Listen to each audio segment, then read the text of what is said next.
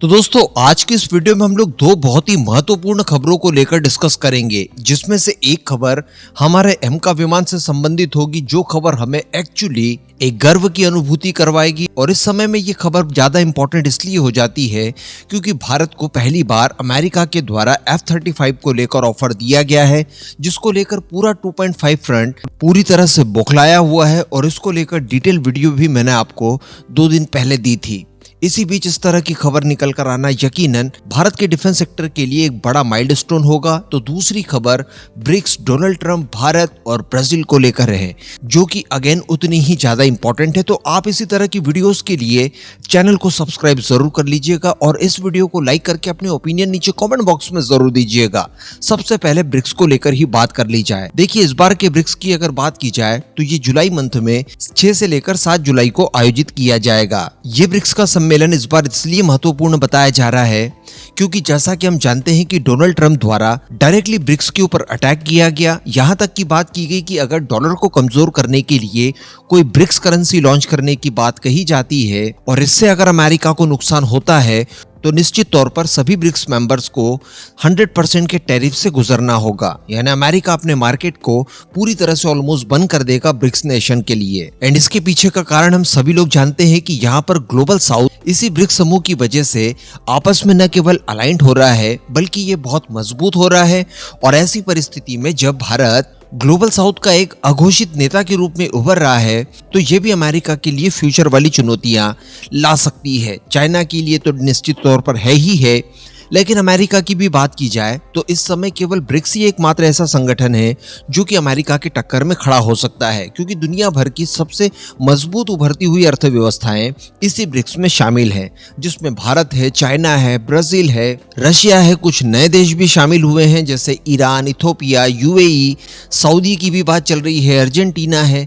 तो इस तरह के देशों की वजह से ब्रिक्स समूह जो है ये काफी ज्यादा मजबूत हो जाता है। अब इसको लेकर ब्राजील द्वारा ये घोषणा की गई है कि इस बार का ब्रिक्स सम्मेलन ये लोग अपने यहाँ पर आयोजित करेंगे। और इन्होंने स्पष्ट रूप से कहा है कि जो वर्ल्ड ऑर्डर है इसमें सुधार, इसके साथ साथ जो ग्लोबल साउथ नेशंस हैं इनके बीच सहयोग को बढ़ावा देने के लिए ये तत्पर हैं। तो अल्टीमेटली ये जो सम्मेलन ब्राजील में इस बार होने जा रहा है 6 से लेकर 7 जुलाई के बीच में, ये न केवल ब्रिक्स के लिए बल्कि डोनाल्ड ट्रंप के लिए भी एक चुनौती है। और इसी चुनौती से निपटने के लिए ट्रंप द्वारा लगातार कोशिशें की जा रही है, दबाव बनाया जा रहा है और एक तरह से ब्रिक्स को रोकने की कोशिश की जा रही है ताकि डॉलर की जो बादशाहत है वो एज इट इज रह पाए। तो वहीं पर इसका बिल्कुल विपरीत ब्रिक्स नेशंस करना चाहते हैं। हालांकि भारत द्वारा तो पहले ही कह दिया गया है कि देखिए, इस तरह का कोई भी हमारा विचार नहीं है कि डी डॉलराइजेशन की तरफ हम लोग आगे बढ़े, लेकिन हम लोग हमारी खुद की करेंसी को प्रमोट करने के लिए उसे ग्लोबल लेवल पर और ज्यादा ट्रेडेबल बनाने के लिए प्रतिबद्ध है और ये हमारा अधिकार भी है और हम लोग इसको लगातार करेंगे। अब अगली खबर की बात कर ली जाए तो ये एमका संबंधित जुड़ी हुई है। देखिए, हम सभी लोग जानते हैं कि एमका परियोजना को फाइनल मंजूरी और इसके लिए फंड का आवंटन दोनों ही कर दिया गया है। इस बार हम लोगों ने एरो इंडिया 2025 में इसका एक फुल स्केल मॉडल भी देखा और ये इस बात का सूचक है कि देखिए, हमारी परियोजना काफी ज्यादा आगे बढ़ रही है और जिस लेवल पर हम इसे लेकर जाना चाहते हैं ये वहां जाने के लिए तैयार है।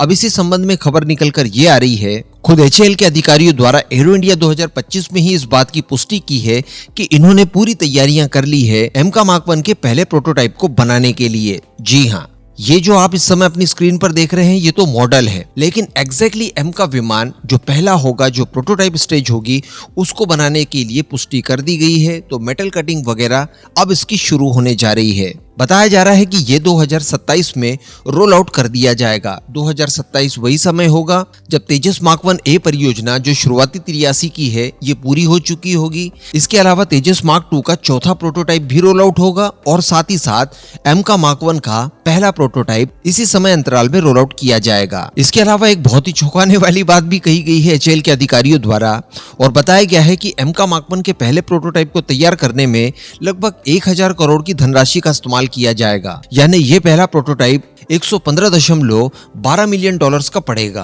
ऑलमोस्ट F-35 के कीमत के बराबर। हालांकि चिंता वाली बात नहीं है, जब ये प्रोडक्शन स्टेज तक पहुंचेगा और जब इसका मास प्रोडक्शन किया जाएगा तो निश्चित तौर पर ये कीमतें काफी कम होंगी और $100 मिलियन के भी बहुत ज्यादा नीचे इसकी कीमतें पहुंच जाएंगी। इसके बाद बताया जा रहा है कि वर्ष 2028 में ये अपनी फर्स्ट फ्लाइट को कंडक्ट करेगा। जैसा कि हम जानते हैं कि फंड आवंटन कर देने के बाद मंजूरी मिल जाने के अगले 3 सालों के अंदर प्रोटोटाइप संभवतः तैयार हो जाता है, तो उसी टाइमलाइन के अनुसार 27 में रोल आउट हो जाएगा और 28 में ये अपनी पहली उड़ान भर लेगा। उसके बाद ये लगातार टेस्टिंग से गुजरेगा और वर्ष 2034 तक ये प्रोडक्शन में जाने के लिए तैयार हो जाएगा, ऑपरेशनल होने के लिए तैयार हो जाएगा।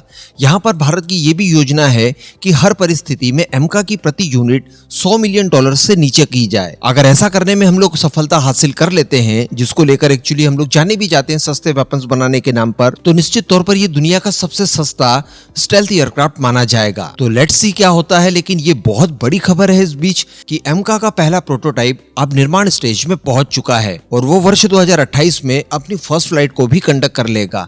इससे पहले इससे संबंधित सारे सब सिस्टम्स वगैरह ऑलरेडी हम लोगों ने तैयार कर रखे हैं, तो कोई विशेष परेशानियां यहाँ तक नहीं आएंगी। और रही बात इंजन्स की, तो F414 की डील आगे लगातार बढ़ रही है। इसके उत्पादन से पहले F414 इंजन भी भारत के अंदर मैन्युफैक्चर होने शुरू हो जाएंगे और उसके बाद हमारा खुद का जो 110 किलो न्यूटन थ्रस्ट वाला एक नेक्स्ट जनरेशन का इंजन होगा, वो भी संभवतः काफी आगे पहुंच चुका होगा। इस पूरे मुद्दे पर अब आपका क्या मानना है, नीचे कमेंट करके जरूर बताइएगा।